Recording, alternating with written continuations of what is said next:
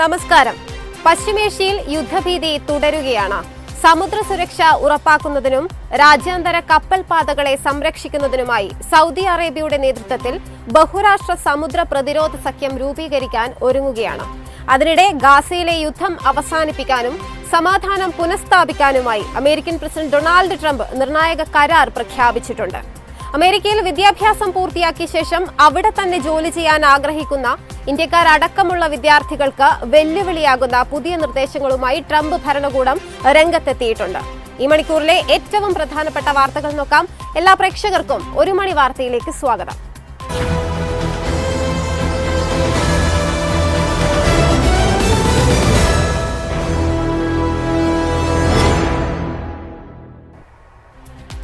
സമുദ്ര സുരക്ഷ ഉറപ്പുവരുത്തുന്നതിനും രാജ്യാന്തര കപ്പൽ പാതകളെ സംരക്ഷിക്കുന്നതിനുമായി സൗദി അറേബ്യയുടെ നേതൃത്വത്തിൽ ബഹുരാഷ്ട്ര സമുദ്ര പ്രതിരോധ സഖ്യം രൂപീകരിക്കുന്നു.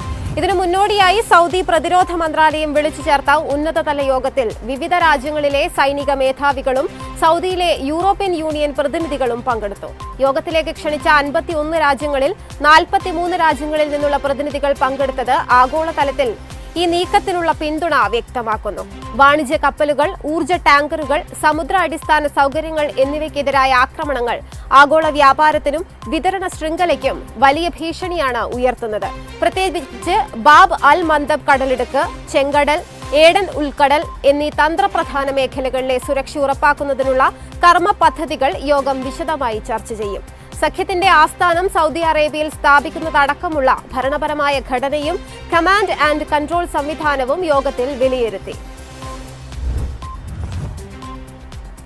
കുവൈറ്റിനും ജോർദാനും നേർക്കുണ്ടായ ഇറാന്റെ മിസൈൽ ആക്രമണങ്ങളെയും ഈജിപ്തിലെ ഡാമിയറ്റ തുറമുഖത്തുണ്ടായ ഡ്രോൺ ആക്രമണത്തെയും ശക്തമായി അപലപിച്ച UAE അയൽരാജ്യങ്ങളുടെ പരമാധികാരത്തിന്മേലുള്ള കടന്നുകയറ്റവും മേഖലയുടെ സുരക്ഷയ്ക്കും സ്ഥിരതയ്ക്കും കടുത്ത ഭീഷണിയുമാണ് ഇറാന്റെ നടപടിയെന്ന് UAE വിദേശകാര്യ മന്ത്രാലയം പ്രസ്താവനയിൽ വ്യക്തമാക്കി. കുവൈറ്റിനും ജോർദാനും പൂർണ്ണ പിന്തുണ പ്രഖ്യാപിച്ച UAE ഇരു രാജ്യങ്ങളുടെയും സുരക്ഷ ഉറപ്പാക്കാൻ സ്വീകരിക്കുന്ന എല്ലാ നടപടികൾക്കും ഒപ്പമുണ്ടാകുമെന്നും അറിയിച്ചു. അതിനിടെ ഈജിപ്തിലെ ഡാമിയറ്റ തുറമുഖത്ത് 2 കപ്പലുകൾക്ക് നേരെ നടന്ന ഡ്രോൺ ആക്രമണത്തെ UAEയും മുസ്ലിം കൗൺസിൽ ഓഫ് എൽഡേഴ്സും അതിരൂക്ഷമായ ഭാഷയിൽ അപലപിച്ചു. രാജ്യാന്തര കപ്പൽ ഗതാഗതത്തിനും തന്ത്രപ്രധാനമായ തുറമുഖങ്ങൾക്കും വലിയ ഭീഷണി ഉയർത്തുന്ന അപകടകരമായ നീക്കമാണിതെന്ന് വിദേശകാര്യ മന്ത്രാലയം ചൂണ്ടിക്കാട്ടി. ഗാസയിലെ യുദ്ധം അവസാനിപ്പിക്കാനും സമാധാനം പുനഃസ്ഥാപിക്കാനുമായി അമേരിക്കൻ പ്രസിഡന്റ് ഡൊണാൾഡ് ട്രംപ് നിർണായകമായ കരാർ പ്രഖ്യാപിച്ചു. ഹമാസിന്റെ പൂർണ്ണമായ നിരായുധീകരണത്തിനും ഗാസയിൽ നിന്ന് ഇസ്രയേൽ സൈന്യത്തിന്റെ ഘട്ടം ഘട്ടമായുള്ള പിന്മാറ്റത്തിനുമാണ് ഈ പുതിയ ധാരണ ലക്ഷ്യമിടുന്നത്.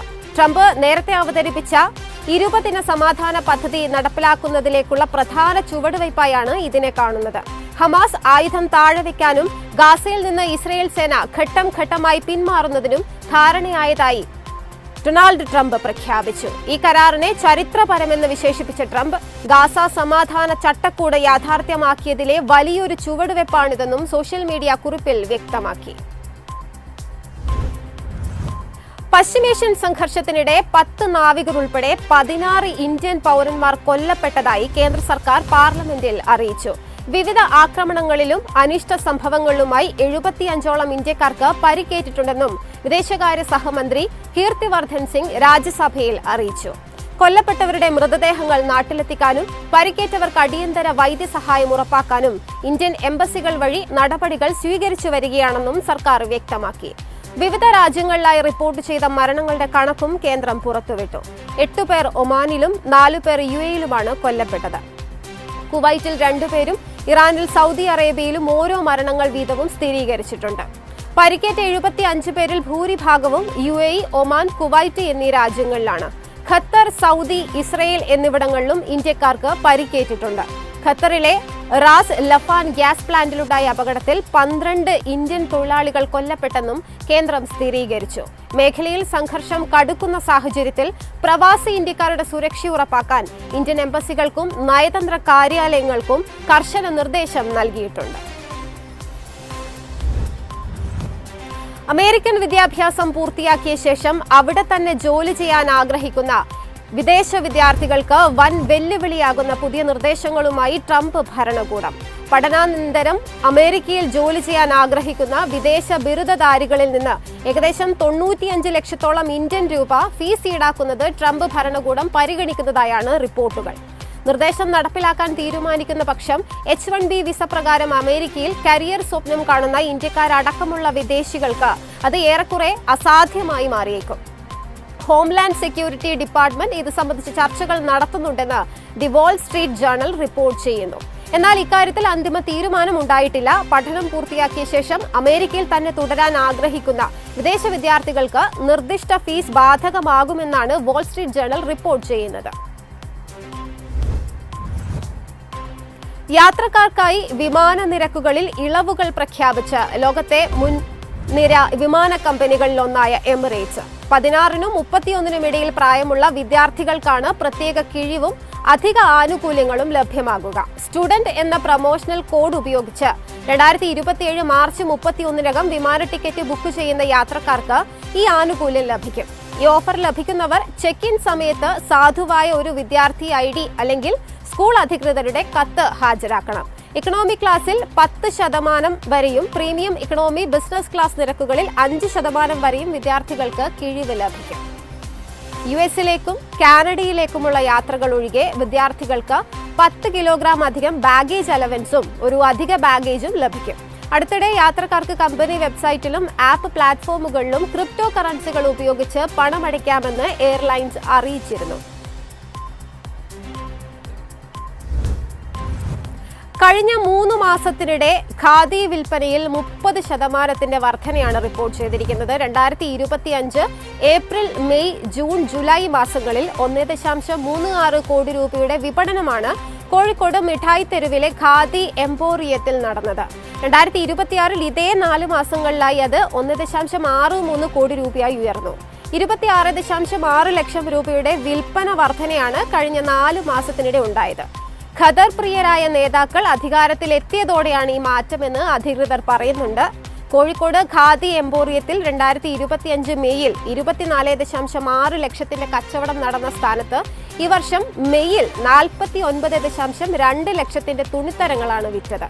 4 ജില്ലകളിൽ ഔട്ട്ലെറ്റുകളുള്ള സർവോദയ സംഘത്തിന്റെ ഒരു ഔട്ട്ലെറ്റിൽ മാത്രം 20% വർധന ഉണ്ടായിട്ടുണ്ട്.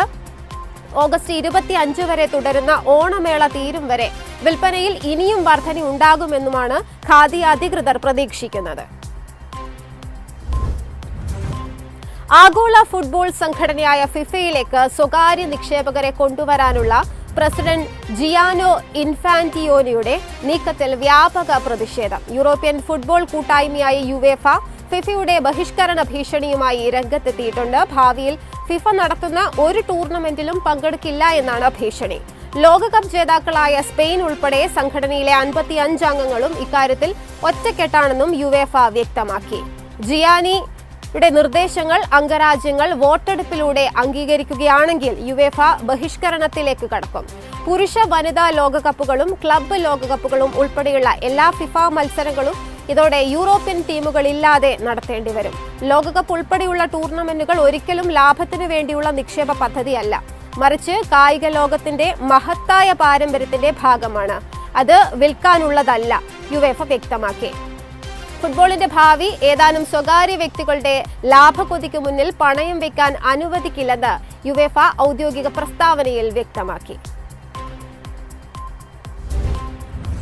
ഇതോടെ 1 മണി വാർത്ത ഇവിടെ പൂർണ്ണമാകുന്നു. നമസ്കാരം.